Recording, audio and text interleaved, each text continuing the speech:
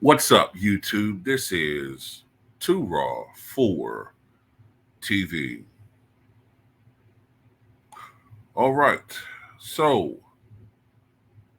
before I get into this video, I want to give a shout out to the brother Aram for showing love with the donation to the channel via the PayPal. He left a message. He says, please give us your opinion on Elgin Baylor and Rick Barry playing in today's NBA with the rules, no hand checking, 3 second in the lane rule, one and done, low IQ players with a 3 point line. These type of questions are kind of hard, man. They're very difficult, and really, it's just everybody's opinion. You know, there'll be some people that are going to say they're going to struggle. There will be some people that are going to say they would be the best players in the NBA.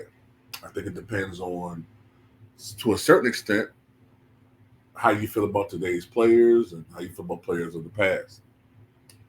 I'm going to try to be honest and try to be fair here. Now, if you're talking about magically transporting Rick Barry from, let's say, 1975 and Elgin Baylor from 1963 to today's NBA, I feel that they would struggle. They would struggle quite a bit. Not because they aren't good, but because their games are not set or preset to be successful in today's NBA. Because today's NBA is primarily about ball handling and outside shooting. And although Rick Barry was a great shooter, his shooting range generally was from 23 feet on in, or within what we would call the 3 point line. Great shooter, but wasn't a noted 3 point shooter. I mean, don't get me wrong. He could knock them down, and he did have some success in a limited fashion with a limited sample size. His last year in the NBA, which was the first year the 3 point line was implemented. Matter of fact, I think one of those games he had 8 3 pointers. So he definitely could have had the potential to be a great, and probably would be if he worked on it. I'm certain of that. I can't really think of any guy who's a great free throw shooter who was a bad 3 point shooter, or was it just a bad shooter? So 99.9% chance Rick Barry would have became a great 3 point shooter. And for his era, he could put the ball on the floor and he was good. He got better with that as he played the ABA, to be honest with you. Because at the peak of the ABA, while I believe the NBA had better big men, because an example of that is how Artis Gilmore was basically Wilt Chamberlain in the ABA, but he wasn't quite as good as the NBA when he played in the NBA. And a guy like Mel Daniels was a perennial all-star in the ABA, but in the NBA, had he not broken down, I think he would have been a solid player. I think he would have been better than Dale Davis, but he wouldn't have been quite the same player. But the ABA had better guard play at his peak. So Elgin Baylor definitely got better condition. He became a better basketball player. Elgin Baylor would struggle because I'm not certain that he would be a great 3 point shooter in the NBA. He shot about 40, I believe he shot about 43% from the floor for his career. Now, that sounds very low, but keep in mind, Tracy McGrady shot 43% from the floor in his career, although he played in a different era, a more defensive era. Spacing wasn't as great. Then again, the spacing wasn't that great in the 60s, but the pace was faster. And oftentimes they took a lot of long mid-range jumpers, which we know statistically is one of the most inefficient shots you can take.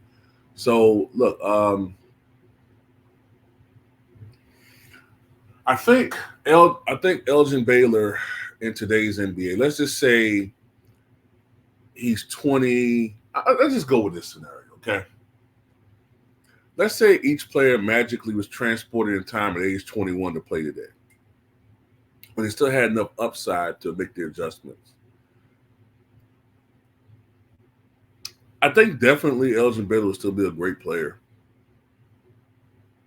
Most definitely. I'm a strong believer that with very few exceptions, great players would transition and still be great players. They're just games may be a little different. I don't think Elgin Baylor's averaging 14, 13, 19, 19 rebounds a game in today's NBA. I would akin him to maybe being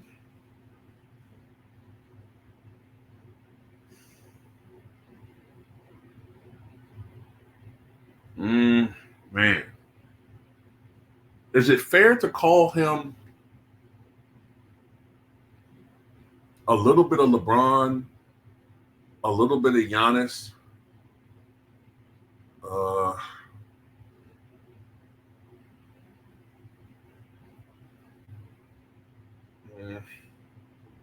trying to think of today's players, man.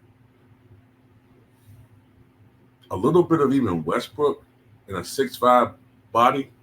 Is that a fair comparison? He definitely had the athleticism. I don't think that he was what you would call a pure shooter, but he had a jump shot. You know, I'm just trying to think of it because he's more difficult for me to kind of like figure it out. You know what I'm saying? There's a lot of, I mean, the way basketball is played today, it's not like how it's played in the past. You know what I'm saying? It's more one guy running the offense and a bunch of guys standing around him. So I'm thinking with Elgin Baylor to be successful, probably he would definitely have to work on his ball handling, ability, and the other players have to play off of him. He'll probably play on the floor with a bunch of other shooters, maybe one other guy that could consistently score, a garbage guy down low. I'm thinking like that. You know, I think his efficiency would be a little better, but I'm thinking more around 40, maybe shooting around 47% instead of 43%.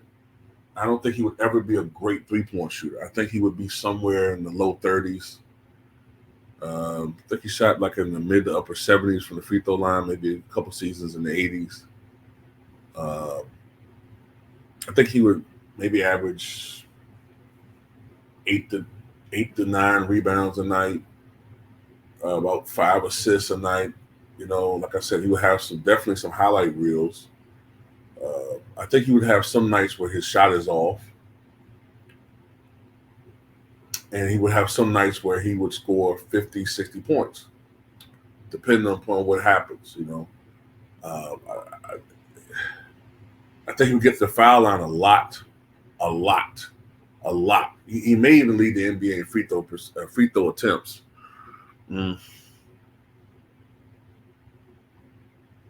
And I think he would be phenomenal. I think he'd be great, you know. So it's just a guess, you know what I'm saying? Rick Barry, I think, would be more of a fit in today's NBA, much more of a fit. I think he would work on his range, his ball handling would have improved, nutrition. You know what I'm saying? You would have the coaching, you know, the strength training. I think he would be a better athlete today. And I think he would possibly, in his prime, probably be a perennial MVP candidate. And I think he would probably be something like a better version of Luka Doncic. That's what I'm kind of seeing. I think with Rick Barry is upside. I'm thinking he'd be a better version of Luka Doncic. You know, like a better shooter, I think you. I know sometimes I put percentages out there, but I'm just throwing it out there to give you a gauge. I think Rick could probably be shooting somewhere around 37 to 40% from the outside. I think he'd be a perennial free throw leader. Earlier in his career, Rick Barry would drive to the basket. So maybe a younger Rick Barry would uh, be a little bit more active as far as driving to the basket. But as he got a little older, more and more a mid-range jump shooter. I think Rick would shoot about 49, 50% from the floor, 48 to 50% from the floor. Um, 90, I think he'd be even better from the free throw line, 90+% from the free throw line. I think he would probably average 6 or 7 assists. That's the underrated part of his game, facilitating. Remember the later part of his career when he came back from the ABA, he was much more of a facilitator than a primary scorer. So I think he would work on all those skills, and I think he would be like a Luka Doncic but better. And I think he would actually attempt to play defense. He led the NBA in steals once, and I think it was 74-75 season or 75-76 season. Led the NBA in steals. Remember Rick Barry, big time scorer. He's the only man ever to lead the NCAA, the ABA, and the NBA in scoring. So this was a big time scorer. I think he would lead the NBA scoring. I think he would probably average around, I don't know, man, well over 30 points per game in his prime. I think he would average maybe about 6 or 7 rebounds, maybe about 6 or 7 assists. I don't think he'd be as close to triple doubles as Luke because I don't think he would be padding his numbers like that. But I think he would be up there. I think he'd be a better shooter, even though the field goal percentage might not reflect that. But I think he'd be a better shooter. And I think that he would still be one of the more disliked players in the NBA because he's an asshole. Improved ball handler. I think I said that. And the trash talking. I think that he would have to obviously tone that down, but I think that he would be a mentally strong. That's another thing these guys would have an advantage of. This the mental toughness advantage that they would have over the rest of these players. You know what I'm saying? These are guys that would probably protest and play through injuries, play when hurt. Definitely would play it in playoff games where they can, if they're standing, if they don't have a broken leg, they're going to play.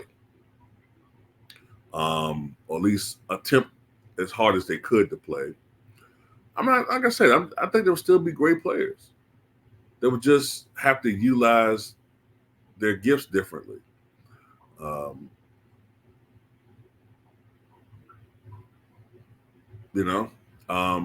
not even certain if Elgin would be a small forward. He might play power forward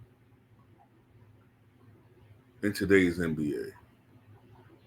Because I suspect he'll be a little bigger. He'd probably be like, he was 6'5", 225 then. I think he'd be like 6'5", 240. Listed 6'6", 240. Remember, Draymond Green's a power forward and he's 6'6". So Elgin might play power forward. I think Rick would still be a small forward. I think he was 6'7", 200, 205. So, yeah, I think they'd be great players. And it's hard to talk about what numbers they would put up or anything like that, but they would still be dominant, especially Rick Barry.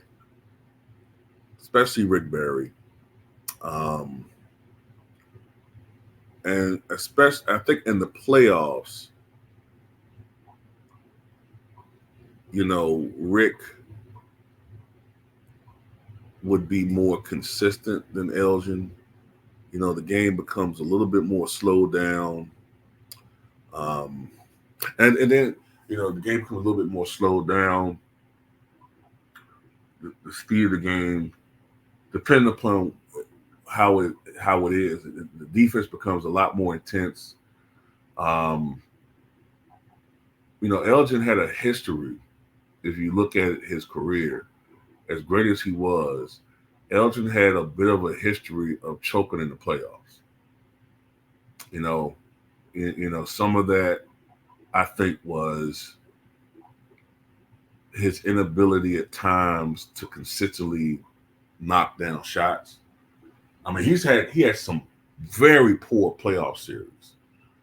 Um, people don't really knock him for that. Look, or bring it up a whole bunch because look, people don't really bring up the fact that Ted Williams, the guy who's considered the greatest hitter of all time, if I remember correctly, his playoff numbers were pretty poor. So remember how Barry Bonds until around 2002 in the World Series, he had a history of struggling in the postseason too. Um, there's different factors involved in that. You could argue, look, maybe part of it is you had real big men then in the hole back then, So a guy like Elgin Baylor who loved to slash to the basket, hey, when you got a shot blocker like Bill Russell or Wilt Chamberlain um, or Nate Thurman, we got a guy like Walt Bellamy down there, hey, that can cause a lot of problems. It can definitely affect your shot. So anyway, I'm rambling a little bit, but let's just say I think both of them will be great if they worked on what they would be deficient at. That's all I got to say about it. Tell me what you guys think.